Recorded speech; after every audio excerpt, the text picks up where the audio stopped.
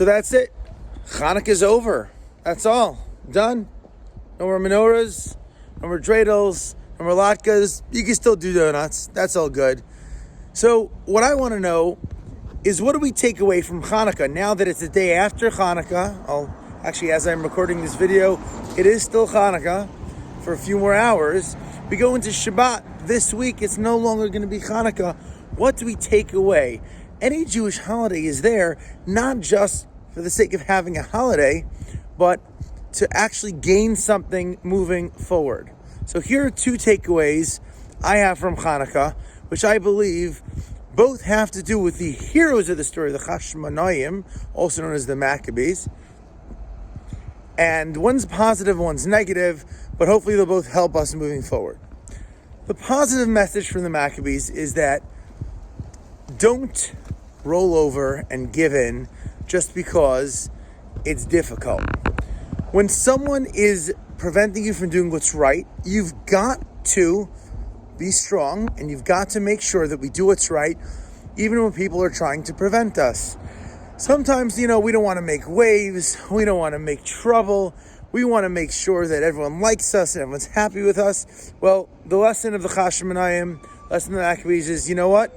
Some things are worth fighting for. Some things are worth really standing up for. That doesn't mean stand up for your values. If someone insults your favorite sports team, that you have to defend them. Right? It means Torah and God and things that are really, truly important and valuable in life.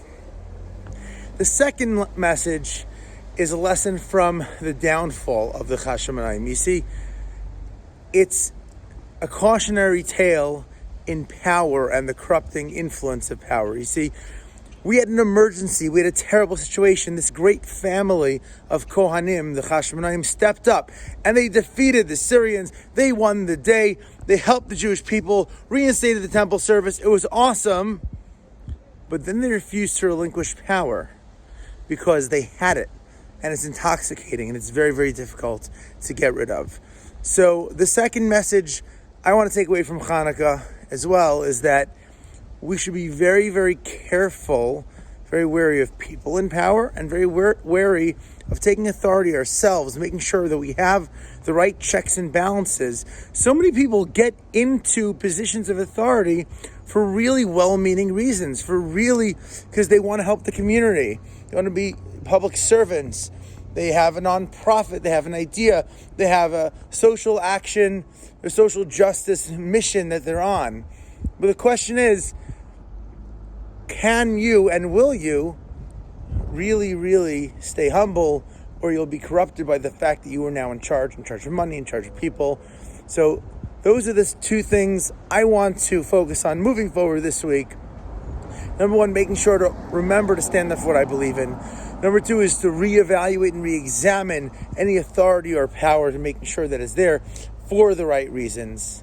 So, for a few more hours, have a happy Chanukah and have an Agila Shabbat.